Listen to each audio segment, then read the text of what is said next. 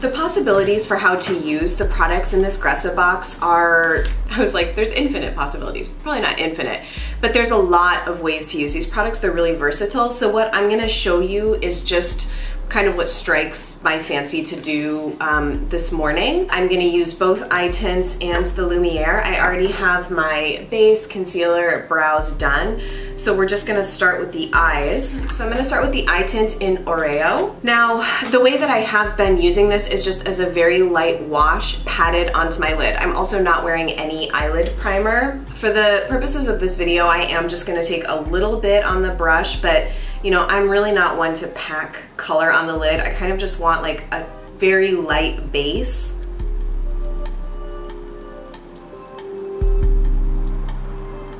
And I'm really just putting the color kind of on the center of my lid, not really like a full all over wash.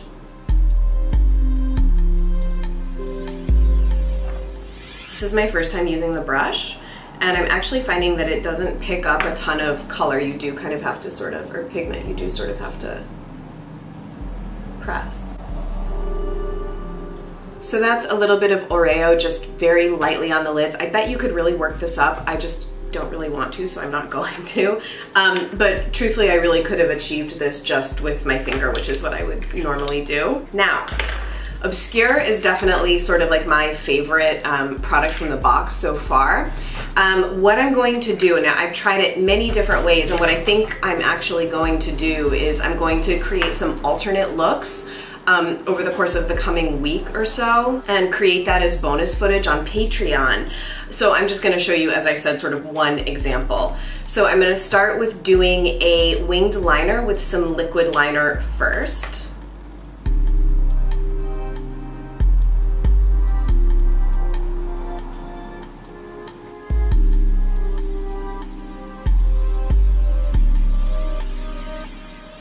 This look is actually really perfect for people who don't, or who kind of stress about doing a perfect winged liner, because we're gonna go over it with Obscure. Okay, there's my liquid liner base. Also, I don't know how much you'll be able to tell, but my Surratt liquid liner is, I'm gonna change the cartridge later today, so it's a little bit on its last legs. So now what I'm going to do is I'm gonna take some of Obscure on a soft pencil brush. I haven't experimented really with using this brush in Obscure. I just sort of have my preferred method. So I'm using the Wayne Goss number 5. It's comparable to a MAC 219, I think, or 217 pencil brush, but this one is very soft, which is why I like it. So I just sort of dip in here, and then I'm just gonna sort of trace over the liquid line.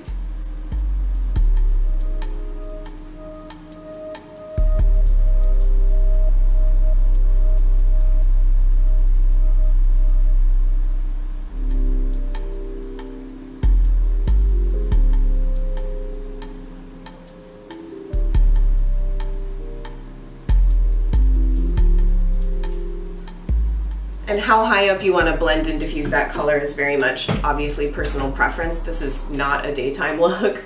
And I am sort of bringing some on the lower lash line as well.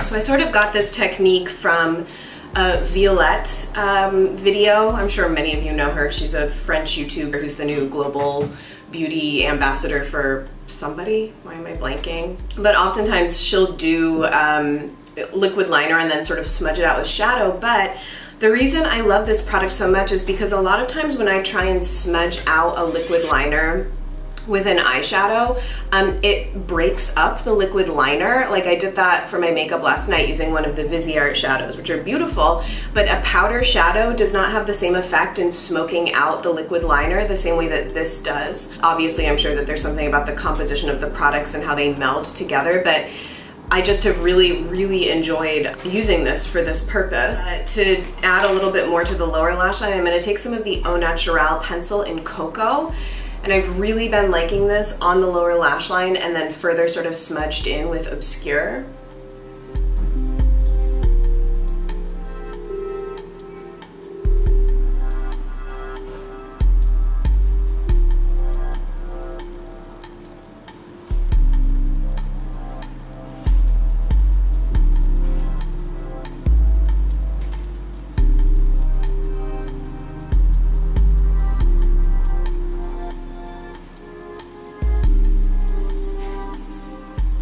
let me finish my eyes. I'm gonna curl my lashes, tightline the upper waterline, and add a bunch of mascara. This turned dramatic quite quickly. I'm not sure I was necessarily intending that, but we're going with it.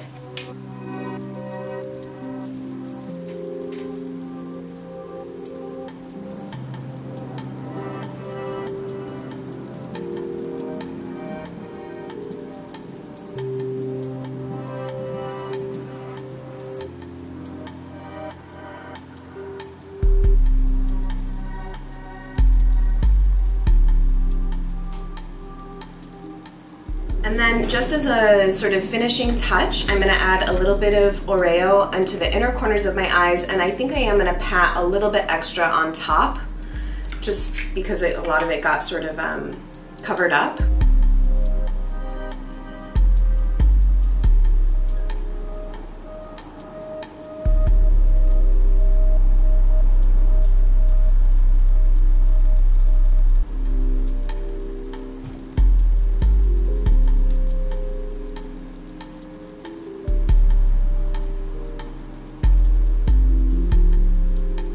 So those are the eyes done using the two eye tints. Definitely an evening look. I will tell you my favorite way for using during the day has been just sort of a light dab of Oreo on the lid, and then what I'll do is tightline the upper waterline and then take the soft pencil brush into obscure and just smudge close to the lash line.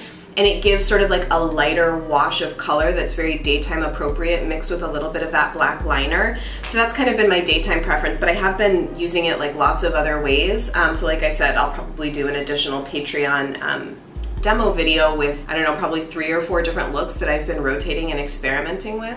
All right, let's finish out the face using Lumiere. I'm sure I'll be covering it in the actual review that I'm doing, but this is a bit of an odd product, and I'm still trying to figure out how to get it to work for me. At first sort of test, it feels a bit something like the Dr. Hauschka Translucent Bronzing Complex on me, but I sort of have found a way to get it to work just solely as like a cheek color. So I'm first gonna start with a layer of bronzer, mostly because I don't find that the Lumiere gives me as much pigment and color on my cheeks as I personally want.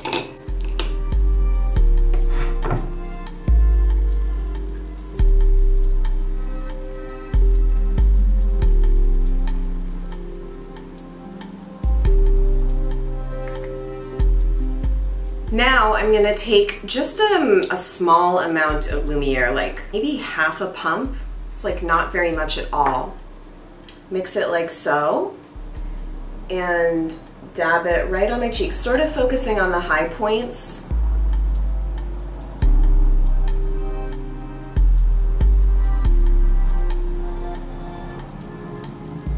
So you can see, like, I don't feel like it imparts a lot of color on me, even shaking it up, and sort of, I don't really think that that's the issue. So it's like I don't want to over apply it because it's pretty much sort of like putting an oil on your face on top of other makeup. And it does eventually absorb, but it stays sort of wet looking for a little while. So that is just a little bit of the Well People bronzer with some of the Lumiere on top. Then what I like to do to kind of set it in place and encourage the wet look to go down is I'll take a little bit of a very finely milled iridescent setting powder. This one here in the Hourglass Trio. This is, I always forget, what is that one called? Oh, Incandescent Light. Any really finely milled powder would do. I really do like these Hourglass powders a lot. So I take just some of that middle one and set that down in place, so you can see that sort of takes the wet, super wet look away, but keeps it very glowy looking. So that's the Lumiere with just a light dusting of Incandescent Light over top. And then what I did the other night when I went out, I put a little bit of the K.R. Weiss Radiance highlight just on the very high points for even more glow, like really going all out. But it looked so pretty, so I sort of wanted to replicate it for this.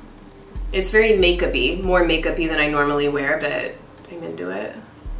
Been turning over new leaves, guys. Let me finish out with some lip color and I will be right back. I have Sade's Bulletproof Soul in my head. I think I need to listen.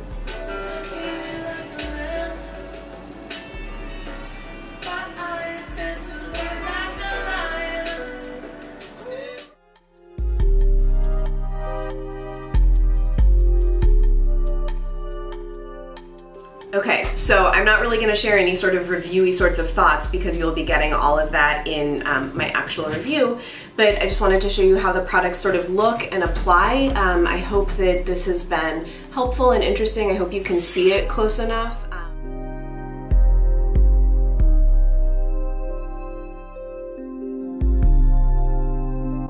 Okay, thank you guys so much for watching. I would love to hear your thoughts in the comments about how you've been using the box or other sort of creative ways to use these products. Yes, obviously if you want to hear my full review of the products, that will be going up simultaneously with this video.